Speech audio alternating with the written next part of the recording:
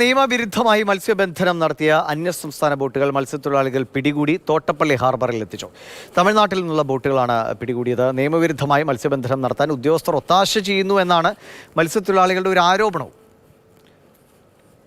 രഘുനാഥ് നാരായണൻ വിവരങ്ങളുമായിട്ട്. രഘു, മത്സ്യത്തൊഴിലാളികൾ തന്നെ ഇങ്ങനെ ബോട്ടുകൾ പിടിച്ചെടുക്കാൻ മുൻകൈ എടുക്കുന്നു, ഉദ്യോഗസ്ഥർ ഇതിന് ഒത്താശ ചെയ്യുന്നു. അത് വളരെ ഗുരുതരമായൊരു ആരോപണമാണല്ലോ. ഇത് ഏറെക്കാലമായിട്ട് ഇങ്ങനെ ഒരു പരാതി ഇവരുടെ ഭാഗത്തു നിന്നുള്ളതാണോ?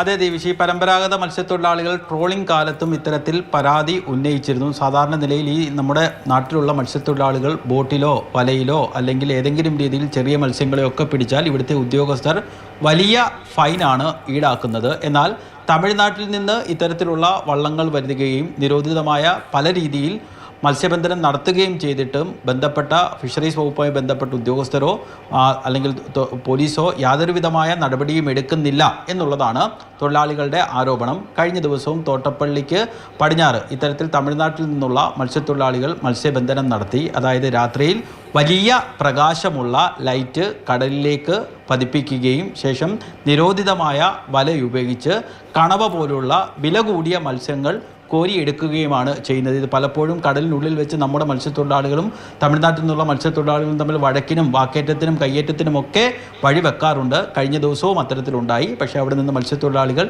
ഈ ബോട്ടും ഒക്കെ പിടികൂടി കരയിലേക്ക് എത്തിക്കുകയായിരുന്നു.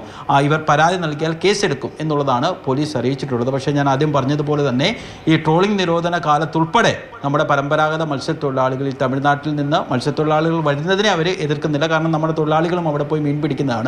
പക്ഷേ നിലവിൽ നിരോധിതമായ മാർഗത്തിലൂടെ മീൻ പിടിക്കുന്നതിനെതിരെ നടപടി വേണം എന്നുള്ളതാണ് ഇവരുടെ ആവശ്യം. കാരണം ഇവരിങ്ങനെ മീൻ പിടിച്ചുകൊണ്ട് പോയാൽ പരമ്പരാഗതമായ രീതിയിൽ മത്സ്യബന്ധനം നടത്തുന്ന ആളുകൾക്ക് മത്സ്യലഭ്യത കുറയും എന്നുള്ളതാണ് ഇവരുടെ ആശങ്ക. ശരി, രഘുനാഥ് നാരായണനാണ് വിവരങ്ങൾ നൽകിയത്.